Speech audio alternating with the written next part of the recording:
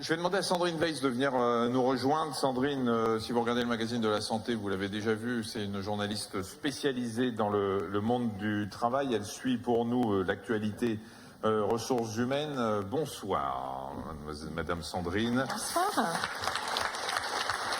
Alors, qu'est-ce qui a été médiatisé dans ce domaine récemment? Alors, il y a une actualité, c'est l'ouverture de la semaine de la qualité de vie au travail le 17 juin prochain, pendant une semaine du 17 au 21.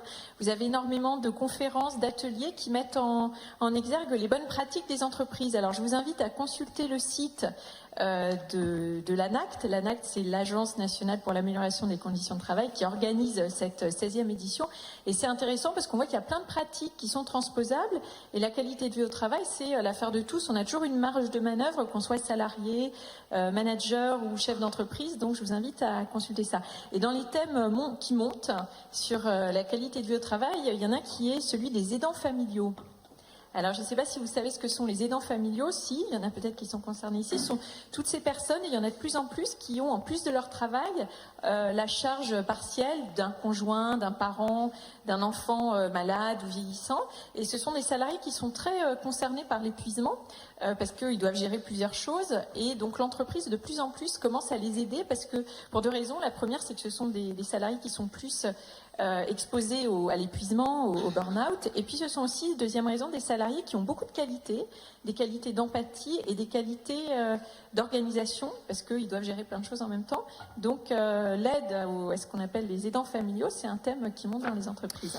Alors, dans la région, vous avez regardé les bonnes pratiques des entreprises. Alors, on a une référence. Ah oui, alors je la citerai. Avec Madame Livio. Ah oui, je suis impressionnée, vraiment. Je ne pense pas qu'on puisse faire mieux, mais il y en a d'autres qui essayent de faire aussi bien. Bah, en tout cas, je vais citer une entreprise déjà dans la salle, j'en connais qui ont d'excellentes pratiques. D'autres entreprises? Oui. Alors moi je vais citer une entreprise qui est emblématique de la région puisque c'est une entreprise textile, une PME qui est à Gérardmer, à côté d'Épinal et qui s'appelle Linvauge. C'est une entreprise d'à peu près 200 salariés. Alors c'est emblématique de la région parce que le textile c'est malheureusement un secteur qui a beaucoup souffert et qui commence à recruter depuis peu, mais sur des métiers un peu différents parce que pour réussir à se développer dans le textile aujourd'hui, il faut à la fois être innovant, c'est-à-dire faire des matériaux avec des choses qui limitent les tâches par exemple, et puis aussi du haut de gamme. Et donc, c'est une entreprise qui recrute de nouveau. Alors, bien sûr, je précise que le textile, ça reste quand même toujours un métier avec des postes difficiles. Hein. Il ne faut pas se voiler la face. Des postes avec beaucoup d'opérateurs, beaucoup de pénibilité liée à des tâches. Mais c'est compensé notamment dans cette entreprise par un management qui est un management de qualité. Et puis, c'est l'occasion aussi de dire que c'est bien qu'en France, il y a encore des postes avec des très faibles valeurs ajoutées parce que ça correspond à des profils qui, s'ils perdaient leur travail, ne retrouveraient pas de travail ailleurs. Et c'est une entreprise, donc Linvauge, qui récemment a essayé de développer des postes adaptés aux handicapés. L'insertion des handicapés, c'est un vrai sujet de santé au travail et la plupart des entreprises font le choix de ne pas recruter suffisamment de handicapés, de ne pas être conforme à la loi et de payer des amendes. Donc c'est une entreprise qui récemment, c'était le mois dernier, a intégré grâce à Pôle emploi 4 salariés et essayer d'adapter des postes au handicap. J'en profite pour dire, là je m'adresse plus aux managers, que j'avais interviewé il y a à peu près 10 ans Gilbert Montagnier, le chanteur, qui avait été mandaté par le ministre du Travail de l'époque pour faire une étude sur le handicap en France. Et il y avait un élément qu'on ne sait pas assez qui était ressorti, c'est que quand il y a des personnes handicapées dans un service, ça limite l'absentéisme des collaborateurs, parce que les collaborateurs, en gros, se disent oui, je vois le handicap qu'il a, il vient travailler, j'ai un petit rhume, je ne vais pas m'arrêter. Donc voilà, je le dis, je sais que c'est difficile d'insérer des personnes en situation de handicap, mais c'est un effet positif, ça. Sandrine, les pays qui sont cités en termes de qualité de vie au travail, c'est toujours les pays nordiques? Alors, il y a trois catégories de pays. Le premier, c'est vraiment un pays qui est orienté business, c'est le Canada, c'est un pays anglo-saxon où là, il y a une vraie réflexion sur le retour sur investissement. Et le Canada, ça fait très longtemps que c'est un pays qui réfléchit à ça. C'était le premier pays à mettre en place des programmes pour lutter contre l'obésité.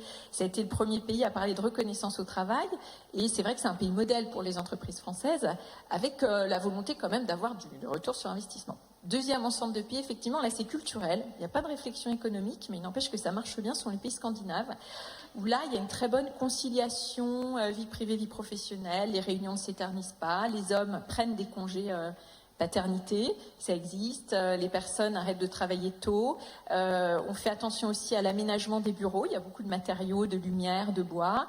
On peut venir travailler quand on a un problème de garde avec un enfant. Donc ça, c'est le deuxième type de pays. Et puis le troisième type de pays que je cite, c'est aussi un pays qui réfléchit à ça, mais pour des raisons différentes, c'est l'Allemagne. L'Allemagne, c'est un pays qui est encore beaucoup plus industriel que la France, et c'est un pays dans lequel la population active est vieillissante, puisque la natalité est basse, et l'âge de la retraite a été plusieurs fois reculé. Et donc, comme c'est un pays industriel, il faut réfléchir pour pour adapter les postes de travail à des populations vieillissantes. Donc il y a toute une réflexion sur l'ergonomie, et ce qui est positif, c'est que toute cette réflexion pour améliorer les postes de travail, finalement, elle bénéficie à tout l'ensemble du personnel. Et le pire, c'est le Japon. Dans les pays développés, c'est le Japon, oui, on peut mourir d'épuisement parce qu'on a travaillé des nuits et des nuits, ou culturellement, ça se fait pas de prendre des congés, et puis culturellement, on voue un culte à son entreprise, hein, donc on est prêt à tous les sacrifices privés pour ça. On termine sur une note positive. Un salarié qui veut améliorer ses conditions de vie au travail, il faut qu'il s'exprime.